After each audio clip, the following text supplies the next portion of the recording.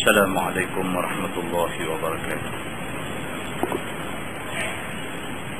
الحمد لله وبه نستعين. أشهد أن لا إله إلا الله وحده لا شريك له، وأشهد أن سيدنا محمدا عبده ورسوله، ونصلي ونسلم على هذا النبي الكريم سيد المرسلين وعلى آله وصحبه أجمعين. أما بعد، أيها المؤمنون اتقوا الله، أوصيكم وإياي بتقوى الله، فقد فاز المتقون. Muslimin dan muslimat, mudah-mudahan dirahmati Allah Subhanahu wa taala. Kita menggunakan Bahrul Mazi jilid 17.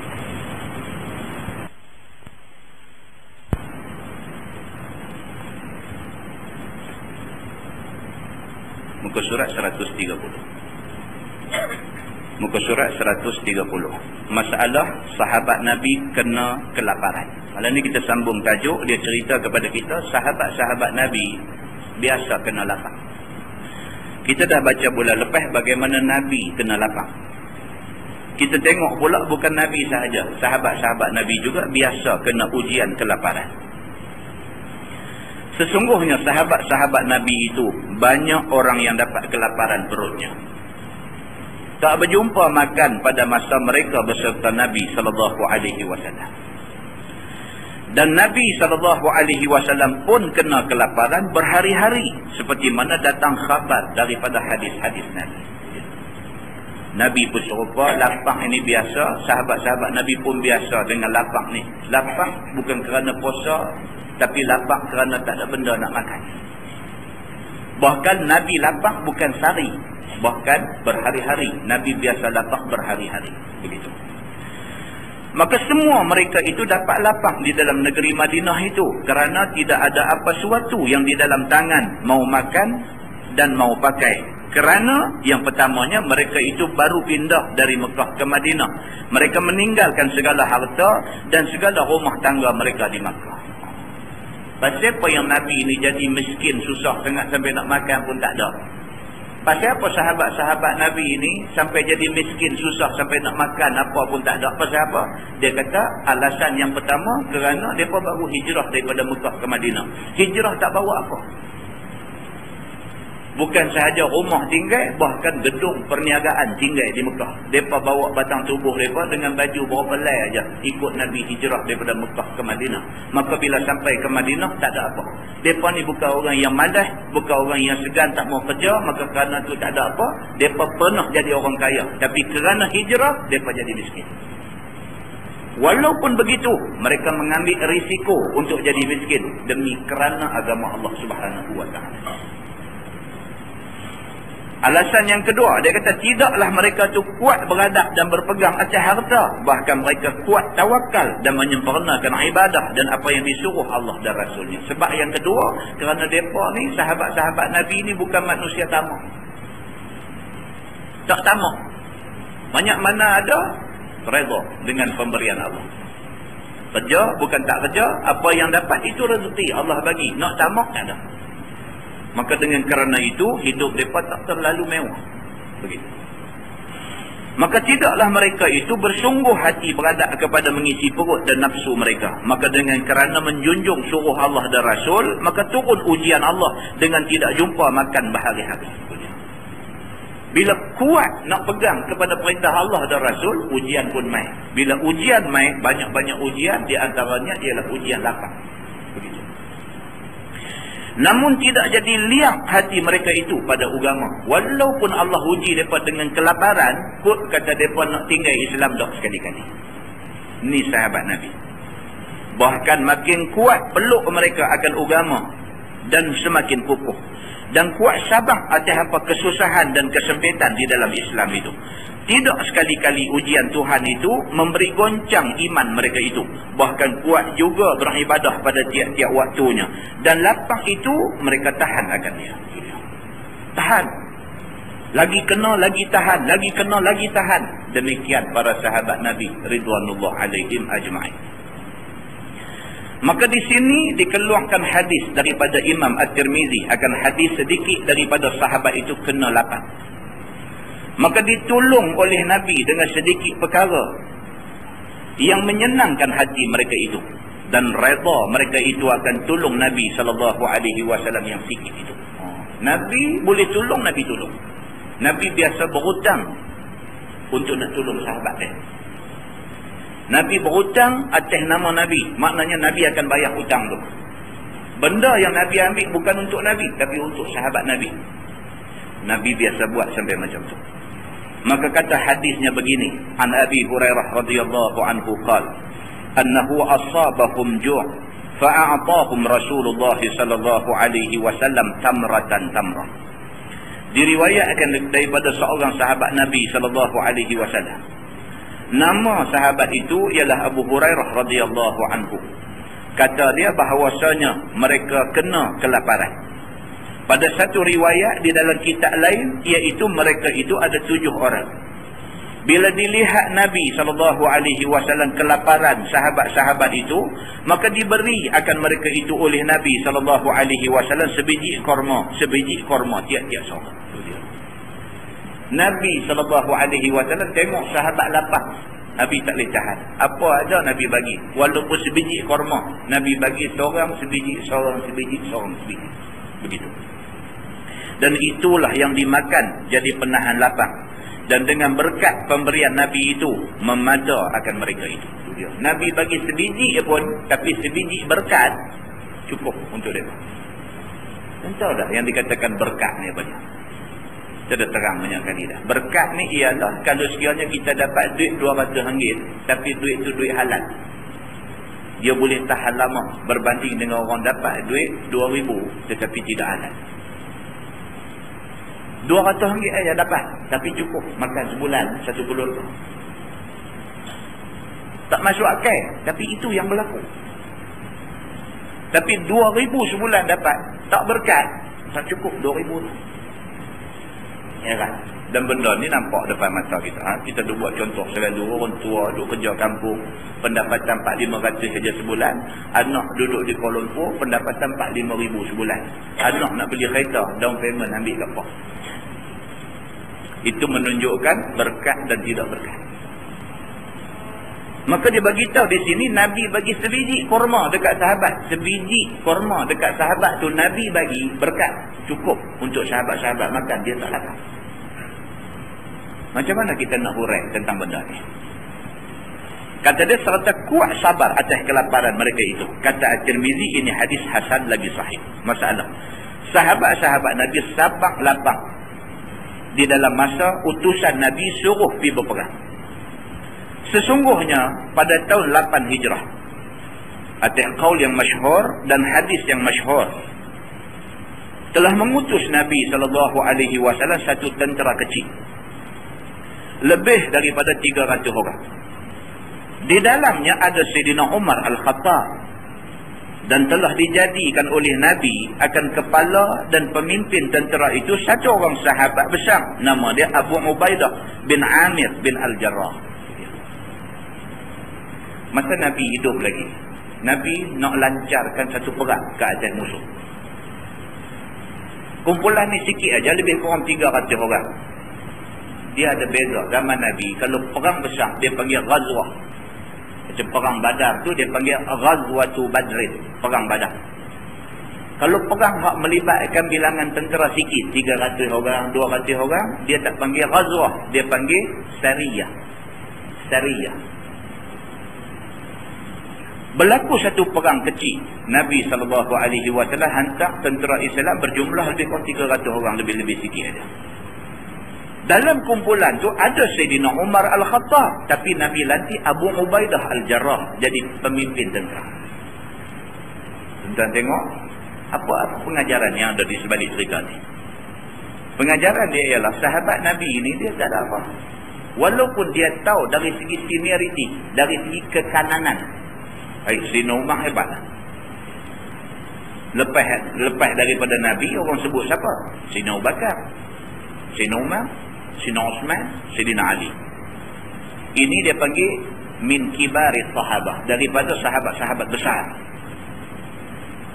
Bila nak hantar satu pasukan tentera pergi berperang, Saidina Umar ada. Patutnya bagi siapa jadi ketua?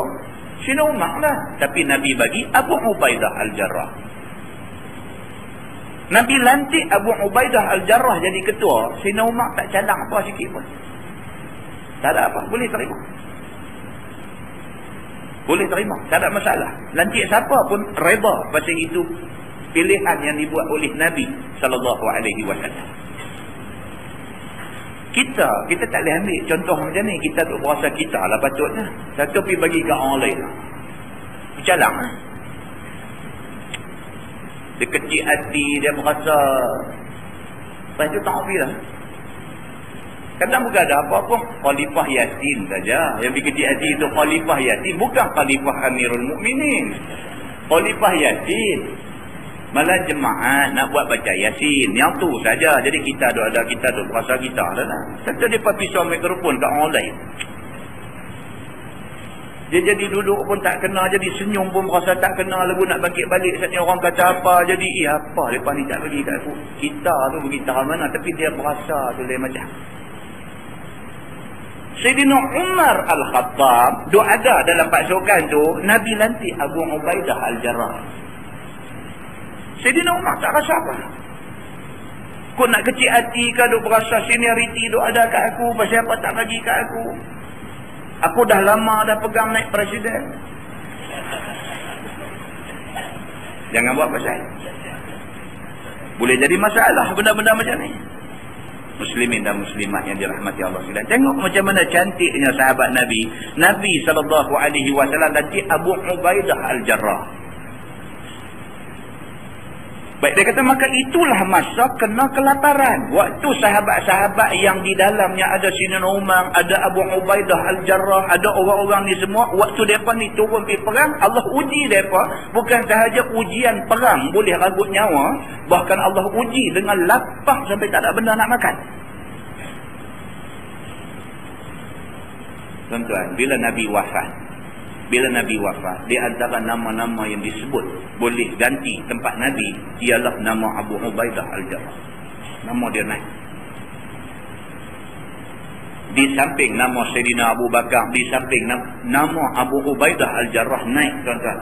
Siapa yang mula-mula sekali bangkit terus bercakap kata, aku bagi bai'ah kepada Abu Bakar untuk jadi khalifah. Siapa dia? Abu Ubaidah Al-Jarrah. Orang ramai ni duk tengok Nabi ni jaga. Oh, dia ni pun biasa dilantik jadi ketua. Umar duk ada pun Nabi bagi kat dia. Makna dia ni satu orang yang ada potensi untuk diangkat jadi ketua. Orang duk rasa dia layak, dia rasa dia tak layak. Bila nama dia dicalonkan dan nama Sayyidina Abu Bakar pun disebut, dia mula sekali bangkit. Dia kata, aku mencadangkan Sayyidina Abu Bakar, dan dia terus bagi bai'ah, bagi taat setia kepada Sayyidina Abu Bakar As-Siddiq. Tuan-tuan boleh bayang berapa punya cantik hati Abu Ubaidah Al-Jarrah. Umar Al-Khattab duduk dalam satu rumah dengan sahabat-sahabat dia. Satu Umar kata, kalaulah Allah bagi dekat kamu satu masa mustajab doa, kamu nak minta apa? Seorang sahabat jawab, dia kata, ya Amiral Mukminin, kalau Allah bagi dekat aku masa tu, masa mustajab doa, minta apa pun Tuhan bagi, aku nak minta supaya bilik kita duduk ni penuh dengan intan berlian. Aku nak guna intan berlian tu untuk sabilillah. Tanya seorang lagi, dia kata, aku pun kalau Allah bagi masa mustajab doa, aku nak minta dekat Allah supaya bilik ni penuh dengan emas dan perak. Aku nak guna emas dan perak ni untuk sabilillah. Tanya semua jawab lebih kurang sama. Last dia berkata, wahai ya Amiral Mukminin, wahai Sayyidina Umar, kalau kamu pula macam mana? Apa Sayyidina Umar kata? Dia kata, aku kalau Allah bagi dekat aku masa mustajab doa, aku minta apa Tuhan nak bagi, aku nak minta supaya dihantar kepada aku orang-orang seperti Abu Ubaidah Al-Jarrah, Salim Maula Abi Huzaifah. Dia sebut nama-nama ni. Tak bagi duit ringgit, tak bagi harta benda pun tak apa. Bagi orang yang boleh bekerja membantu aku untuk angkat Islam, cukup untuk aku. Di antara nama yang Sayyidina Umar sebut ialah Abu Ubaidah Al-Jarrah. Tuan-tuan, cuba tengok. Itu sebab sekali-sekali masjid ke surau ke apakah buat satu forum ke, satu apa ke, tak usah duk ambil tajuk tinggi-tinggi sangat. Tinggi sangat. Gaya. Ambil tajuk simple aja. Buat satu forum, panggil 3 orang ahli panel. Satu ahli panel bercakap tentang 2 tokoh aja. 3 ahli panel, 6 tokoh. Kita angkat pada malam itu. Maka panel ni kita bagi homework kat dia. Dia kerja dia nak bercakap tentang Abu Ubaidah Al-Jarrah. Dia buat postmortem daripada kelahiran dia ni sampai wafat dia ni. Apa sumbangan dia ni untuk agama. Bagi cerita ni, biar orang yang dengar ni, dia dengar, dia boleh ambil pengajaran. Dia boleh nampak macam mana dahsyatnya sahabat Nabi berkorban untuk agama. Benda-benda macam ni tuan-tuan, bila kita dengar, dia memberi suntikan semangat dekat kita. Kadang-kadang kita tak tersangka, tak terlintas dalam hati ada orang yang macam ni yang berkorban untuk agama. Yang bila kita dengar cerita-cerita tentang mereka ni, kita banding dengan kita, Allah, kita tak ada apa sumbangan untuk agama. Muslimin dan muslimat yang dirahmati Allah sekalian. Dia kata maka sampai mereka itu punya diujinya mereka itu dengan kelaparan, sampai mereka itu mengenyangkan dengan memakan ikan ambar. Dia kata ikan ambar ni ikan paus. Allah uji mereka dengan kelaparan sampai tak ada apa nak makan, lelai jumpa ikan paus. Ambar ni ikan paus, ataupun dia sebut hut. Ha wa ta hut. Ambar samalah, maksudnya ikan paus, ikan besar. Inilah awal kisahnya. Dia kata nak cerita macam mana sahabat Nabi diuji dengan kelaparan ni. Dia kata maulah disebutkan di sini serta dengan hadis yang dikeluarkan oleh Imam At-Tirmidzi. Inilah cantiknya kitab Baharul Mazi ni. Cantik dia apa? Dia bawa mai cerita, dia bawa mai hadis. Makna kita dengar, kita tahu ni bukan cerita dongeng, ini hadis Nabi. Apa kata dia? Dia kata an Jabir bin Abdullah radhiyallahu anhu qala ba'athana Rasulullah sallallahu alaihi wasallam wa nahnu 300 nahmilu zadana ala riqabina. Diriwayatkan daripada seorang sahabat Nabi sallallahu alaihi wasallam, nama dia Jabir bin Abdullah radhiyallahu anhu. Kata dia telah mengutus Nabi sallallahu alaihi wasallam akan satu tentera kecil. Kepalanya dan pemimpinnya ialah Abu Ubaidah bin Amir bin Al-Jarrah radhiyallahu anhu. Dan banyak bilangan kami itu, iaitu 300 orang yang menanggung bekalan di atas batang leher kami. Dia kata ceritanya Nabi hantar kami lebih kurang 300 orang untuk pergi perang. Ketua kami ialah Abu Ubaidah Al-Jarrah. Kami 300 orang ni atas belakang bawa ration, bawa bekalan makanan untuk nak guna masa perang. Maka kata setengah riwayat hadis adalah utusan Nabi, sebanyak orang itu ada di dalamnya orang-orang muhajir dan ada orang-orang ansar. Pasukan 300 orang itu campur, ada muhajirin, ada ansar. Diutus Nabi pergi ke kampung orang Juhainah yang tinggal di tepi laut, kira-kira 5 hari perjalanan daripada Madinah. Tempat hak mereka nak pergi ni lebih kurang 5 hari perjalanan daripada Madinah. Jauh dia macam tu. Dan telah disuruh oleh Nabi SAW akan mereka itu ke situ duduk mengintai kalau ada angkatan makanan dan barang perniagaan orang Quraisy dari Mekah yang lalu di tempat tu. Sekiranya ada mereka itu menempuhi jalan itu, maka hendaklah samun harta mereka itu dan lawan mereka itu semua. Maka pilah orang-orang 300 itu junjung taat seperti mana yang disuruh oleh Nabi SAW, dan diberi oleh Nabi satu oncang besar yang berisi buah kurma. Tugas mereka ialah pergi tunggu di sana. Kalau ada rombongan orang kafir Quraisy lalu, ambush mereka, ambil barang-barang yang ada kat mereka, dan kalau mereka lawan dengan mereka. Pasal apa tuan-tuan? Pasal kafir Quraisy pada masa itu ialah kafir harbi, kafir yang boleh diperangi. Pasal apa mereka ni masuk dalam kumpulan kafir harbi? Pasal apa? Pasal mereka mempunyai kecenderungan untuk bunuh Nabi. Bukti dia apa? Bukti dia Nabi hijrah daripada Mekah ke Madinah. Malam Nabi nak hijrah daripada kepung rumah Nabi dengan satu niat nak bunuh Nabi. Kalau ada niat nak bunuh orang Islam pun sudah jadi kafir harbi, ni ke pula niat nak bunuh Nabi. Maka mereka ni confirm menjadi kafir harbi. Maka oleh kerana itu harta benda mereka boleh dirampas, tidak berdosa. Di samping mereka ni pergi duk tunggu nak ambush tentera-tentera kafir Quraisy yang lalu ni, Nabi bekaikan kepada mereka tiap-tiap satu orang oncang besar yang berisi buah kurma, bawa pergi sebagai bekal mereka selama tempoh duduk dalam medan perang. Maka itu akan jadi bekal untuk makan di jalan. Dan orang-orang tentera itu pun ada juga yang membawa bekal itu. Di samping bekal hak Nabi bagi, mereka pun ada bawa bekal mereka sendiri. Maka kata Jabir, fafaniya zaduna hatta an kana yakunu lirrajuli minna kulla yawmin tamrah. Di dalam duk berjalan itu, maka habislah bekal kami. Nak pi 5 hari, masa tu bukan ada. Bawa banyak mana? Bekal nak bawa ni banyak mana? Pi pun dengan kuda, dengan keldai, dengan unta, nak bawa banyak mana? 5 hari perjalanan nak pi tu, bekal hak bawa ni sudah habis. Sehinggalah bahawa ada jadi bagi seorang daripada kami tiap-tiap hari makan sebiji kurma, sebiji kurma. Habis ni sampai kena pekin makan. Kena pekin. Sehari makan sebiji saja. Sehari makan sebiji saja buah kurma. Sehari maksudnya daripada pagi sampai malam sebiji kurma saja dia boleh makan. Punyanya susah, bekalan makanan sudah habis. Dan apa pun dah tak ada dah, terpaksa kena jimat makan, kena pekin makan ni, sehari sebiji kurma aja boleh makan. Maka kata setengah riwayat hadis, bila habis bekalan kami, maka kepala tentera kami yang bernama Abu Ubaidah itu suruh kumpulkan baki buah kurma. Siapa yang ada?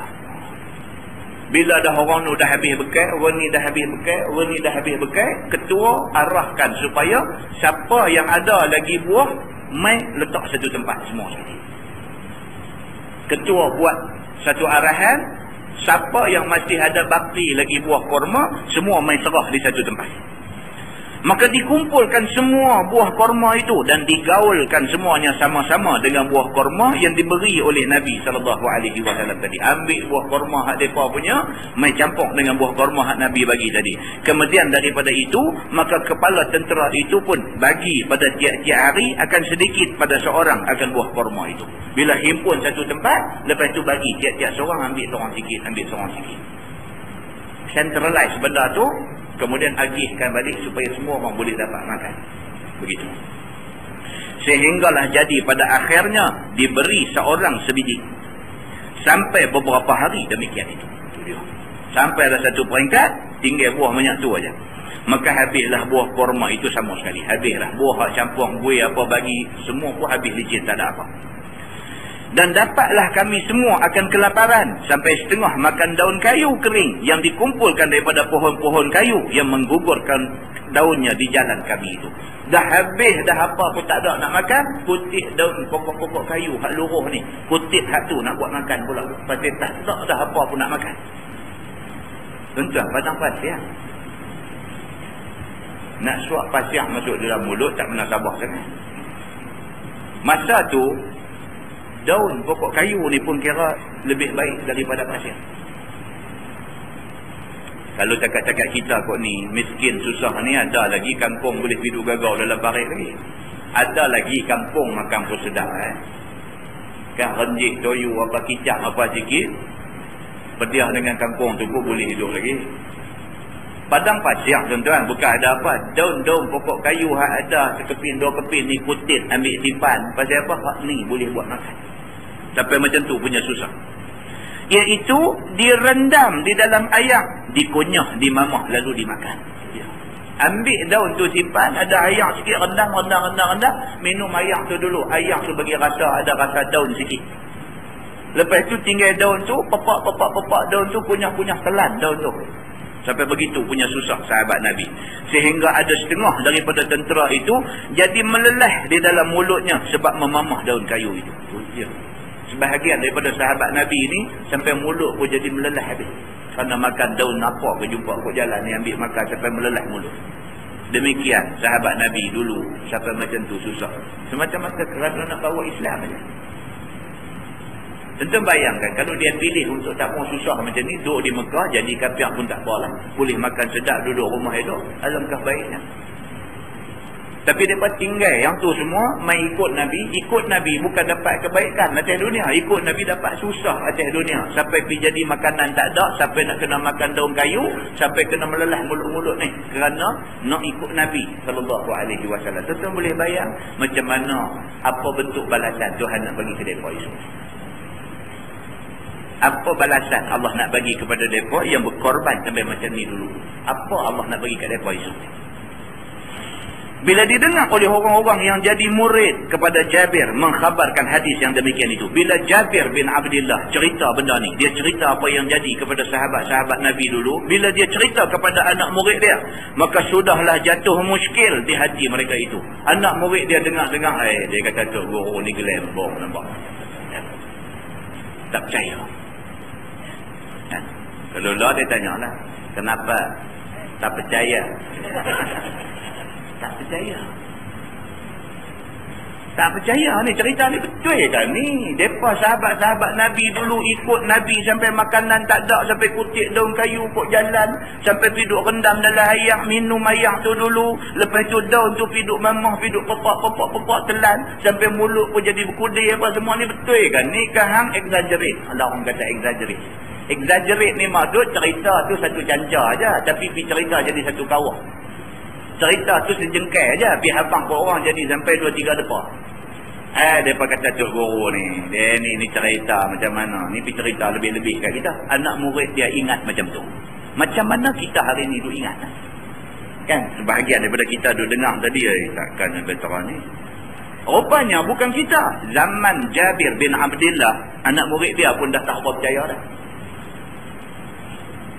Tuan-tuan hari ni tuan-tuan nak cerita dekat anak tuan-tuan, pergi sekolah dulu bawa duit sekepiang. Dia boleh faham cerita kita. Macam itulah cerita dalam agama pun. Bila duk habaq zaman awal-awal Islam dulu, macam ni punya susah. Orang luar, orang hari ni tak tergambar benda ni. Zaman Jabir bin Abdullah, mereka pun muskil di hati mereka ni. Macam mana boleh tahan sebiji tamar satu hari? Mereka pun tak boleh faham macam mana, tak masuk akal. Sebiji buah kurma nak makan sehari. Maka inilah yang datang hadisnya begini. Dia kata faqila lahu ya Aba Abdillah wa aina kanat taqa'u tamrah min ar-rajul. Maka ditanya anak murid dia kepada Jabir bin Abdillah, ya Aba Abdillah, di mana jadi jatuh sebiji tamar itu daripada seseorang tentera itu? Yang ni apakah rasanya dan adakah ia memberi bekas pada dirinya? Anak murid dia tanya kepada Jabir ni. Mereka kata betul ke Tok Guru?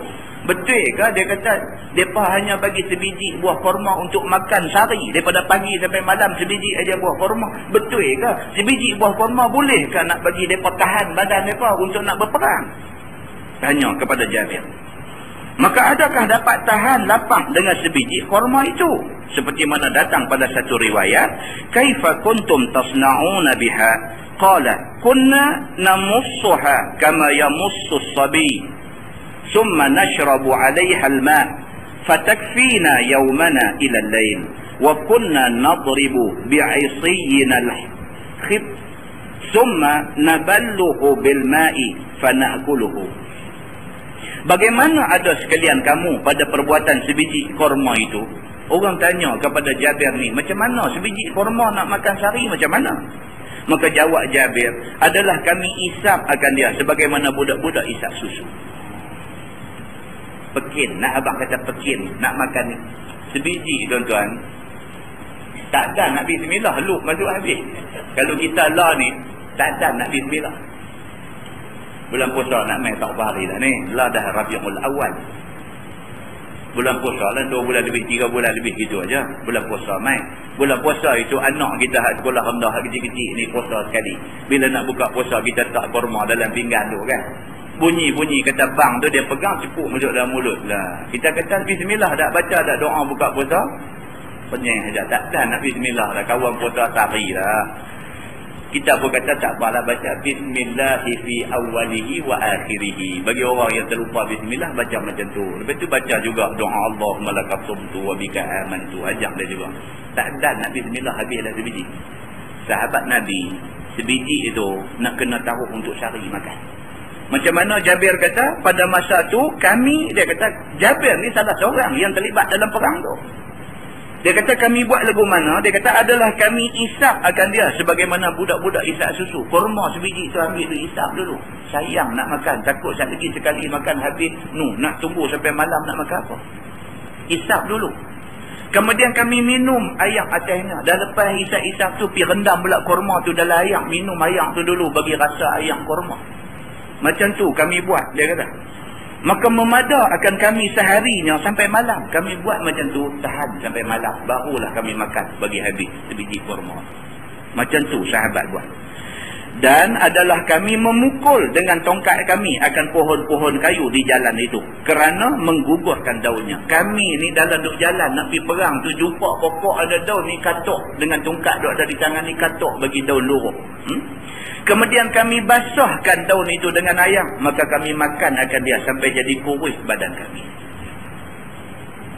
Tuan-tuan, 5 hari daripada Madinah nak pergi ke tempat Juhainah ni 5 hari perjalanan. 5 hari bukan naik kapal terbang, bukan naik bas ekspres, bukan naik kereta. 5 hari duk berjalan, naik unta, naik keldai, tengah padang pasir panas terik. Tuan-tuan bayangkan, cukup tak cukup 5 hari nak pergi kurus badan? Kita hari ni sakit 2 hari tak makan pun cengkung badan. 2 hari tak makan. Pipi timbang hilang 10 kilo. 10 kilo hilang. 2 hari tak makan. Duduk di rumah, cuma tak lalu makan. Ini duduk jalan tengah padang pasir panas terik 5 hari.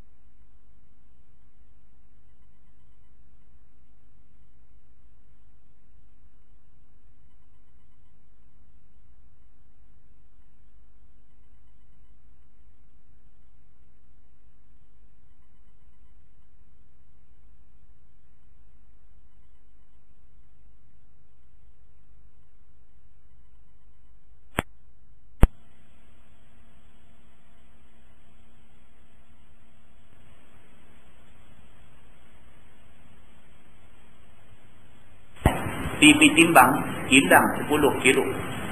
10 kilo hilang. 2 hari tak makan.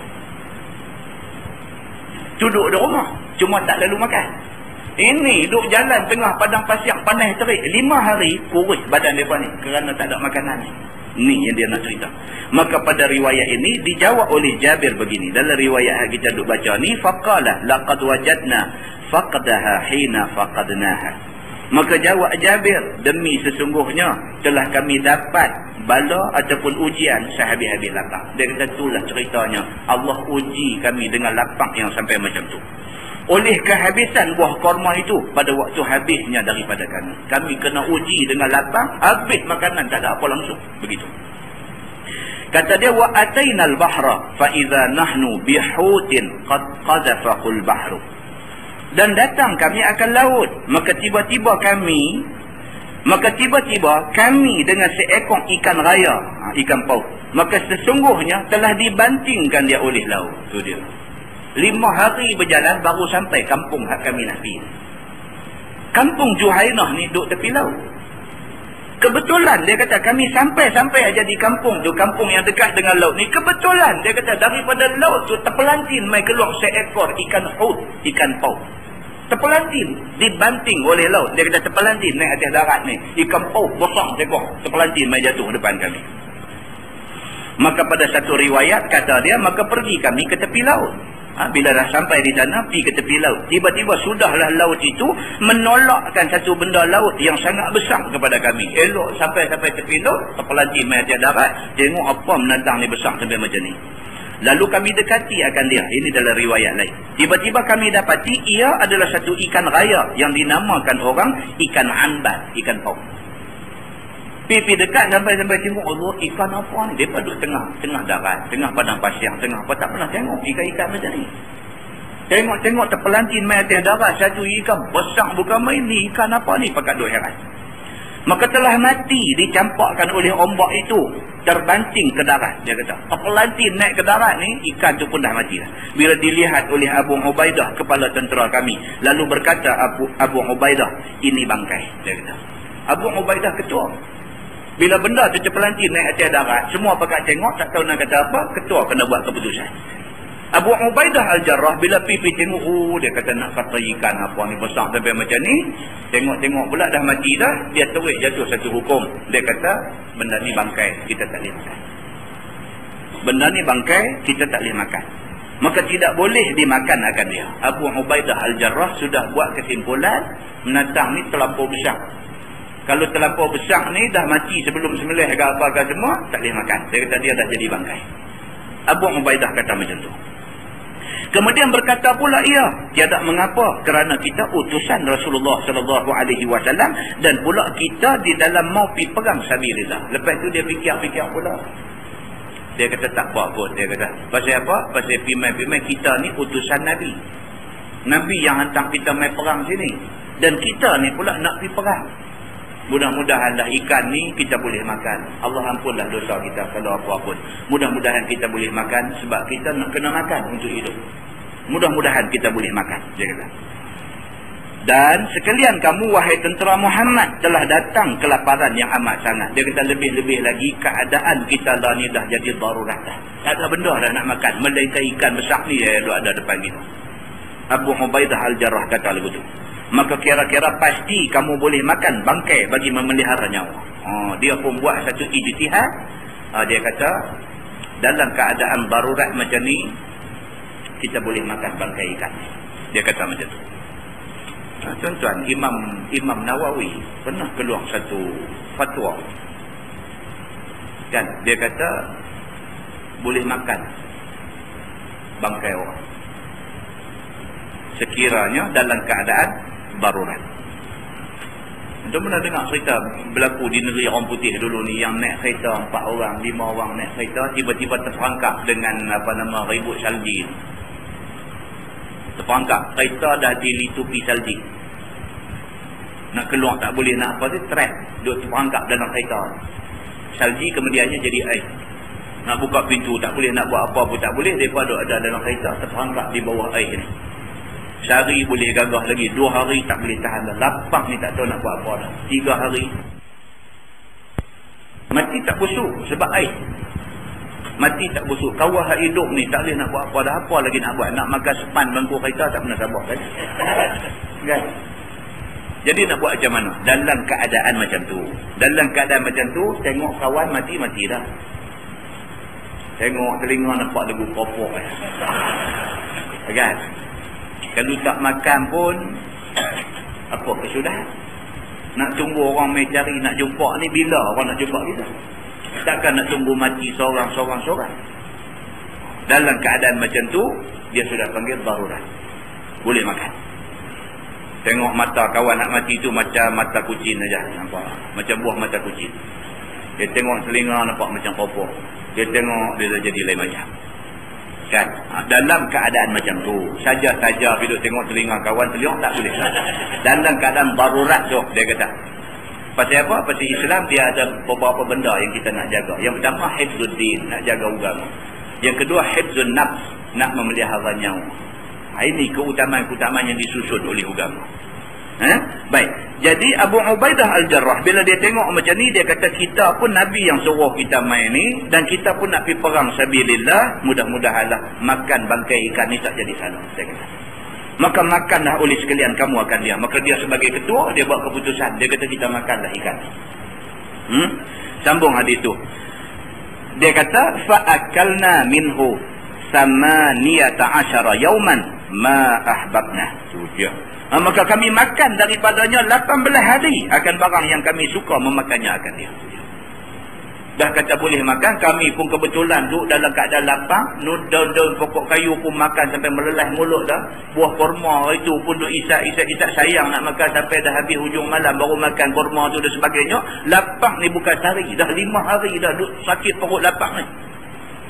Bila Abu Ubaidah Al-Jarrah ketua, dia kata makan, dia pakat serbu pergi ambil. Dia kata makan 18 hari baru habis ikan paus.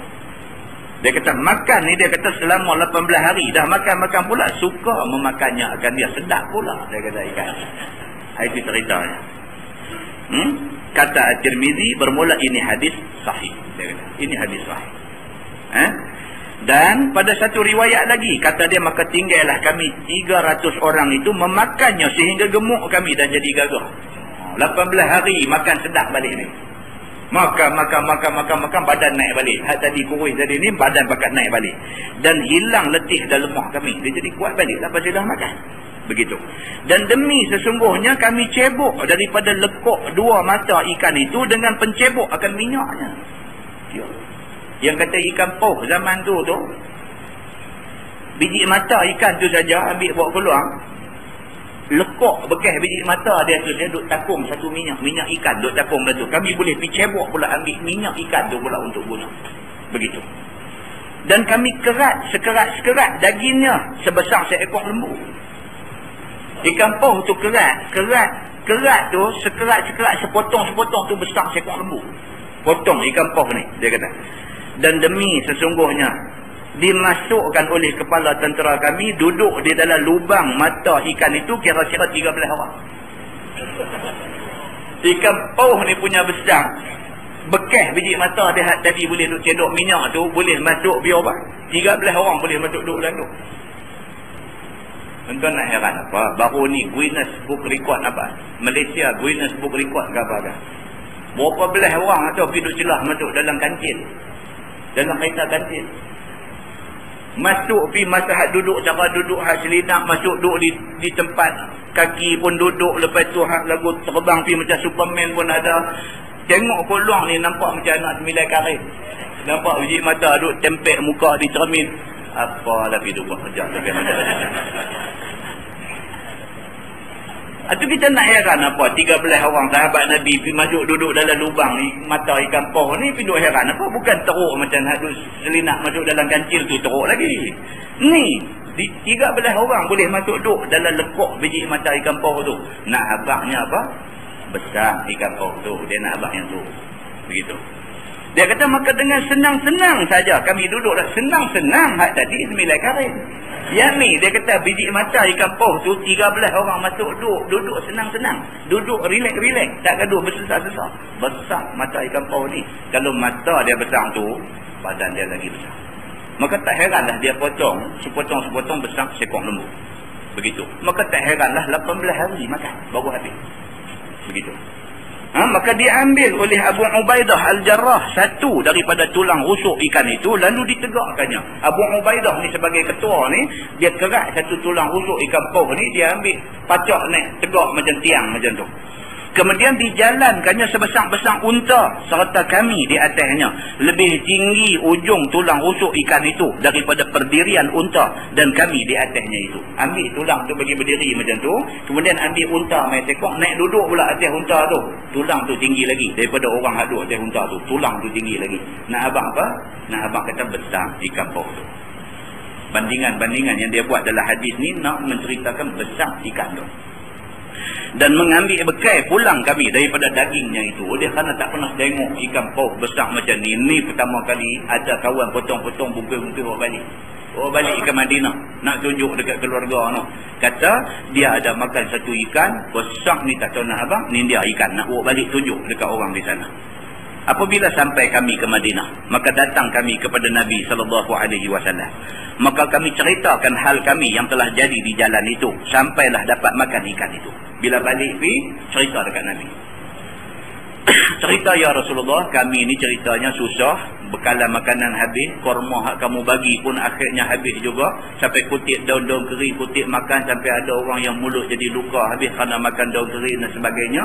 Kami sampai di kampung Juhainah tu, kebetulan terpelantin mai daripada laut satu ikan besar ni sampai tak tahu nak abang, ceritalah semua hak kita baca tadi, cerita dekat Nabi. Nabi pun duduk dengar. Maka ia pun bersabda, Nabi bila habis dari ini cerita daripada awal sampai habis, Nabi kata, ialah rezeki yang telah dikeluarkan dia oleh Allah bagi sekalian kamu. Nabi kata, itulah rezeki yang Tuhan bagi. Hampa lapang dan hampa dalam perjalanan nak pergi perang sabilillah, Allah tolong hampa. Allah bagi rezeki yang tidak disangka-sangka. Duduk tak gaduh cari bot, tak gaduh tarik buka tunda, tak gaduh dia sendiri lompat mai serah diri dekat hampa. Ni rezeki Allah bagi dekat hampa. Maka adalah kamu bawa dagingnya sama-sama kamu. Nabi tanya pula, adakah hampa bawa balik sikit? Nabi tanya. Nabi kata, maka adakah kamu bawa dagingnya sama-sama kamu? Nabi kata, adakah siapa-siapa bawa balik sikit daging ikan anbar, ikan pop kata ni? Maka berilah aku mau rasa makannya. Nabi kata, kalau ada siapa buat balik, bagilah aku try sikit. Kan, dengar apa cerita ni sedap sangat. Ada siapa-siapa buat balik, maka dibawakan orang kepada Nabi, maka lalu dimakannya, yakni dimakan oleh Nabi SAW. Orang pun buat main ni, dia lah ada satu orang buat balik, Nabi pun masak-masak makan. Sedap sungguh pun. Muslimin dan muslimat yang dirahmati Allah. Itu dia, cerita susahnya sahabat-sahabat Nabi. Kan? Kita nak kata apa? Kita lah susah ke tak? Kan? Ramai orang hari ni duk cakap ni, duk cerita susah lah.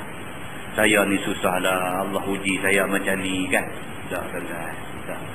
Kita senang. Kita tak kaya-kaya, tapi kita senang sebenarnya. Banding dengan siapa? Banding dengan Nabi sendiri dan sahabat-sahabat Nabi ridwanullah alaihim ajma'in, mereka lagi susah. Tajuk berikut dia kata, bab ma jaa fil faqri admanu lil ibadah. Yang ni saya tak baca, saya nak baca hadis saja. Hadis saja. Bab ma jaa fil faqri admanu lil ibadah. Pasal hadis ni saya dah baca beberapa kali. Jadi kita go through sekali saja. Iaitu bab yang datang pada menyatakan hadis yang membicarakan masa fakir miskin itu lebih diakui bagi membuat ibadah. Nabi kata miskin tu sebenarnya lebih lagi memberi ruang untuk kita beribadah. Walaupun kita tu ingat aku ni susah, tak ada nak buat ibadah, dah. Nabi kata kalau kaya, hampa tak ada nak buat ibadah.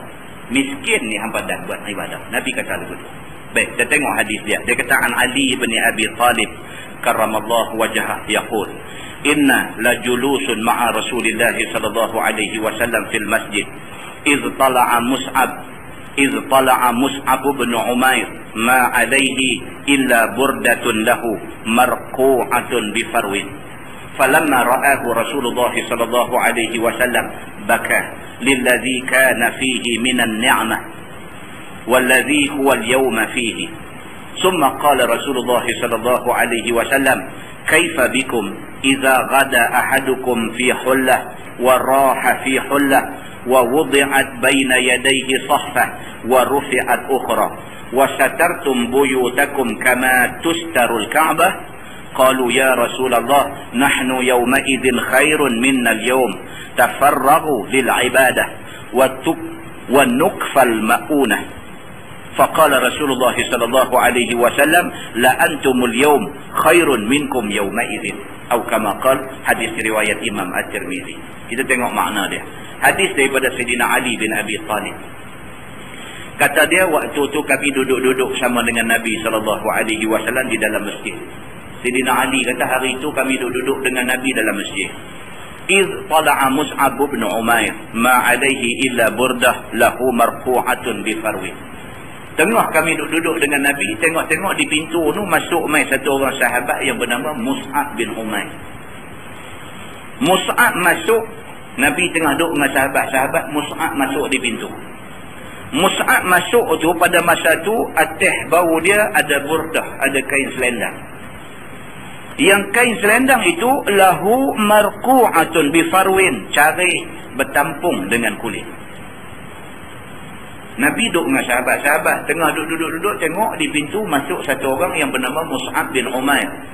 Mus'ab masuk, Atas bau dia ada kain selendang. Kain selendang tu pun koyak rabak cari, tampung cari itu dengan kulit binatang.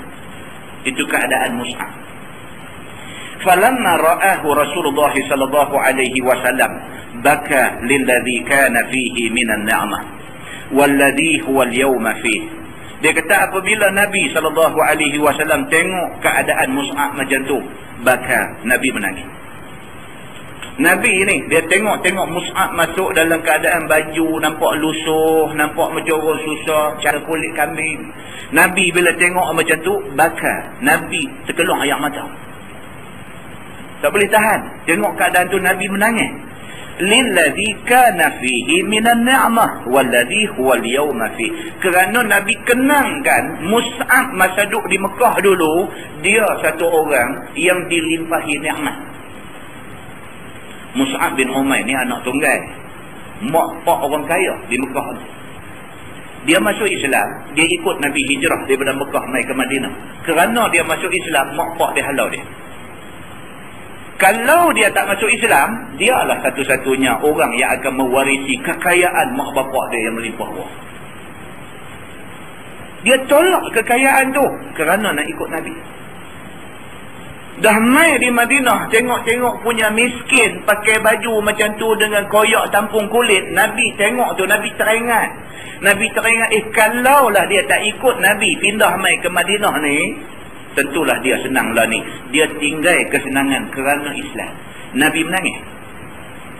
Summa qala Rasulullah sallallahu alaihi wasallam, "Kaifa bikum idza ghada ahadukum fi hullah wa raha fi hullah?" Nabi bila tengok-tengok macam tu, Nabi tanya sahabat ada depan ni. Nabi kata agak-agak hampa lah. Kalaulah sekiranya satu masa esok Allah bagi dekat hampa kesenangan. Senang hampa ni sampai ke peringkat pagi pakai baju lain, petang pakai baju lain.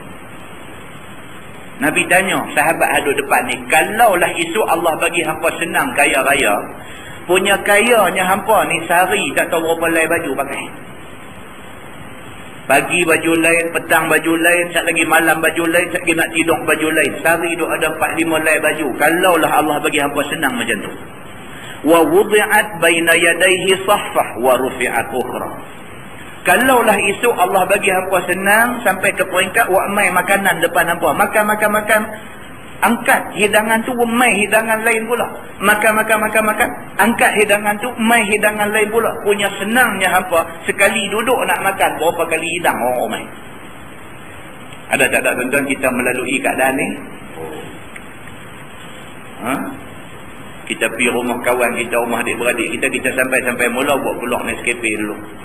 Minum Nescafe dengan biskut dengan apa lebih kurang dulu. Habis kena Nescafe biskut, panggil pergi dapur makan nasi pula dah. Makan nasi pula, makan nasi dengan lauk ayam, dengan lauk apa semua macam-macam hidang. Habis kita pun tak tahu nak makan hak mana satu. Banyak makanan. Habis makan nasi apa semua, habis selesai. Angkat wak mai buah-buah pula. Lagu makan buah apple pula, sat lagi lagu makan buah orange pula, sat lagi buah temikai buat mai pula. Habis buah angkat ya, aiskrim pula last kali. Aiskrim pula buat mai. Makan aiskrim pula habis. Allah, kita kata apalah tak larat makan. Makan ni memang buat duk tunggu hampa mai. Makan aiskrim pula. Habis duduk tak mau dah. Jom bangkit daripada meja dapur, pergi duduk di kursi depan pula. Duduk TO pula mai pula. Pernah tak pernah tuan-tuan kita melalui keadaan tu? Ini yang Nabi kata kat sahabat dia. Kalaulah hampa itu ditakdirkan hidup zaman macam tu. Makanan ni satu duk main dengan nama yang macam-macam. Hak ni lagu dia panggil appetizer, dia panggil nak buka selera. Lepas appetizer, yang tu bulldozer betul, makan betul. Lepas bulldozer betul, dia bawa main lagu apakah dessert lah, apa nama macam-macam pula duk panggil. Kalau hampa tu zaman tu, Nabi kata, wa satartum buyutakum kama tustarul Kaabah. Rumah hampa pula ni punya hebat rumah, seperti mana dikelumbungi dengan kelambu Kaabah. Nabi kata rumah hebat. Dengan macam-macam tiap-tiap satu tempat tingkap pun pilih hak jenis apa punya, sat lagi tiang pun pilih hak jenis apa punya, sat lagi laman lagu rumput pun ada nama rumput kapek, rumput apa pula, sat lagi Rumah hampa ni seolah-olah macam ditutupi dengan kelambu Kaabah. Tuan-tuan tahu kelambu Kaabah berapa harga dia? Kelambu Kaabah tu, hak kita duk tengok duk bungkus Kaabah tu, berapa harga dia seleh? Berapa juta? 18 juta. Duit rial, lebih kurang ringgit lah. 18 juta ringgit tuan-tuan. Tu kelambu Kaabah. Itu nak heran, buat-buat tu sambil tawaf, sambil dia buat tegur duk lompat-lompat nak rabut ambil. 18 juta ringgit, 18 juta rial. Harga satu kelambu Kaabah. Semua tenun pakai tangan dia, tak pakai factory. Handmade.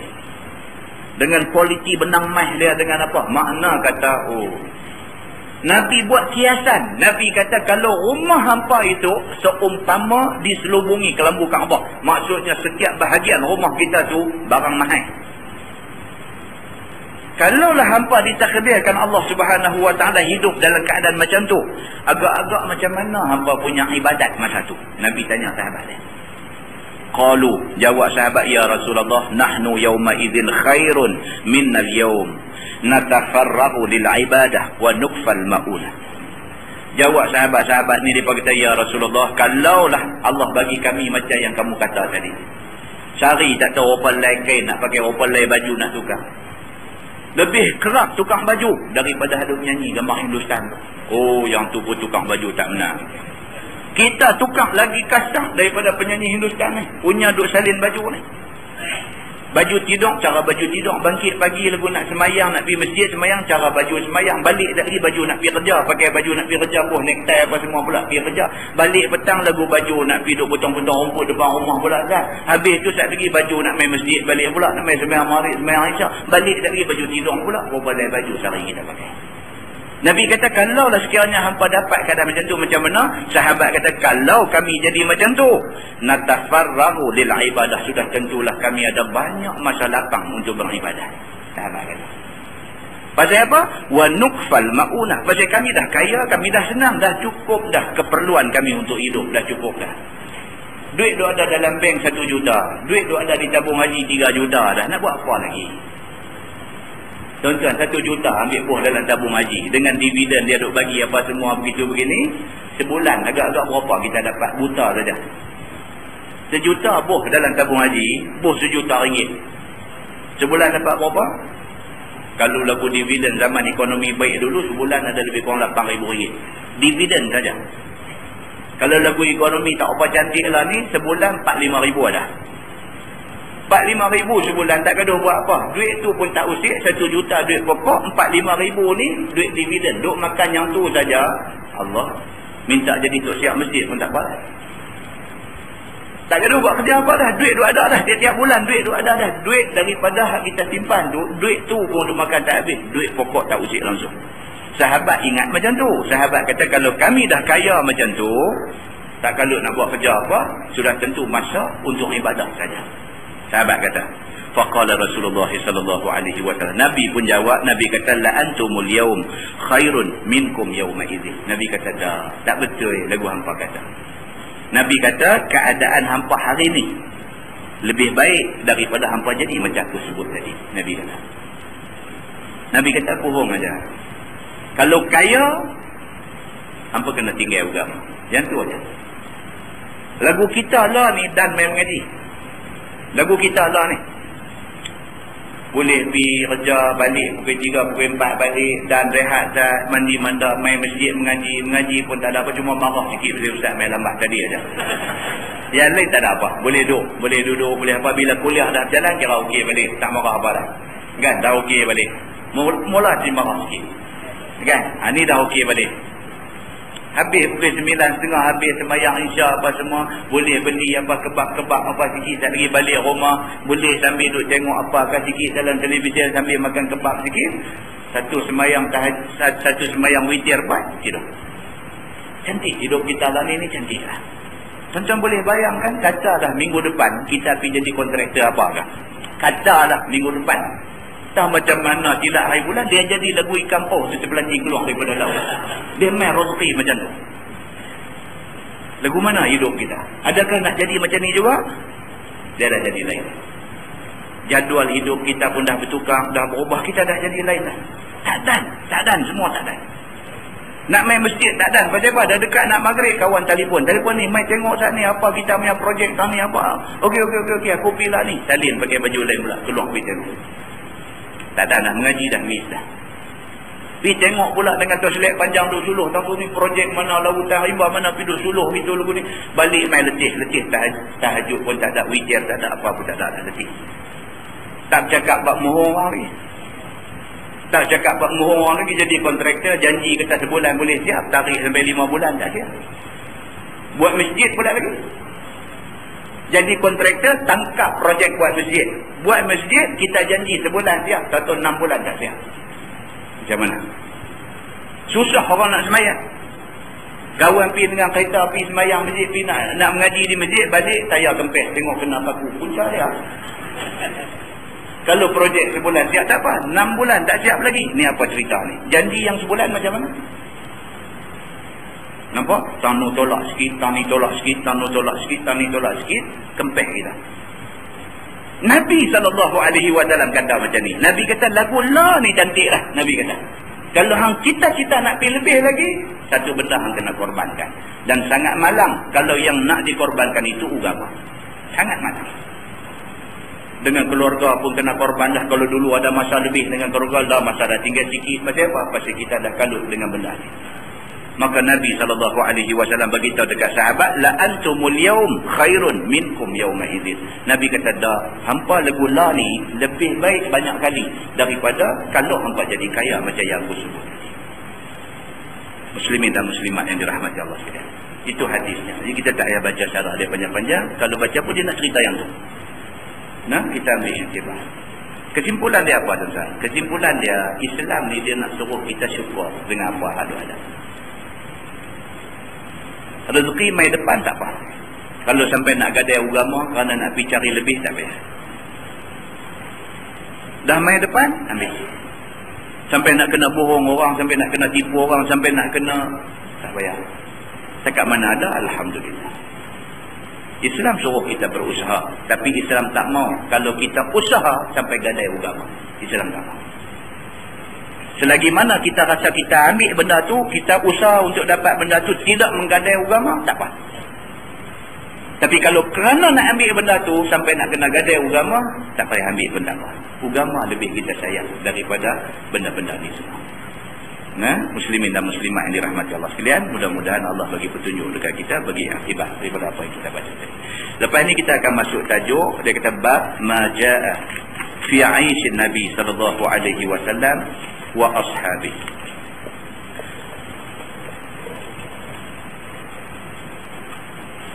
Datang pada menyatakan hadis yang menerangkan kehidupan Nabi sallallahu alaihi wasallam dan sahabat-sahabatnya. Kita akan tengok tajuk ni, dia akan cerita satu cerita yang agak menarik kat kita.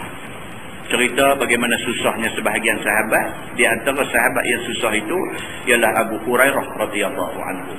Macam mana punya susahnya Abu Hurairah. Kita duk baca banyak hadis an Abi Hurairah, kita duk baca hadis. Kita tak tahu macam mana susahnya Abu Hurairah tu. Insya-Allah kita akan baca pada tajuk yang akan datang. Allah. Yang baik itu daripada Allah, yang tak baik silap saya. Tertangguh dengan tasbih kafarah dan surah Al-Nas. Subhanallahumma wa bihamdihi asyhadu an la ilaha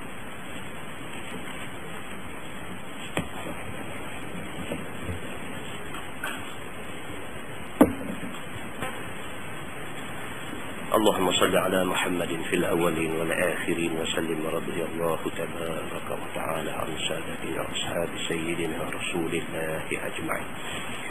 بسم الله الرحمن الرحيم. الحمد لله رب العالمين حمدا يوافي نعمه ويكافئ مزيده. يا ربنا لك الحمد كما ينبغي لجلال وجهك الكريم وعظيم سلطانك. رضينا بالله ربا وبالإسلام دينا وبمحمد نبيا ورسولا. اللهم افتح علينا فتوح العارفين وارزقنا فهم النبيين بجاه خاتم المرسلين. اللهم فقهنا في الدين وعلمنا التأويل واهدنا صراطك المستقيم. اللهم أرنا الحق حقا وارزقنا اتباعه وأرنا الباطل باطلا وارزقنا اجتنابه. اللهم اجعل جمعنا جمعا مرحوما وتفرقنا من بعده تفرقا معصوما. وصلى الله على محمد وعلى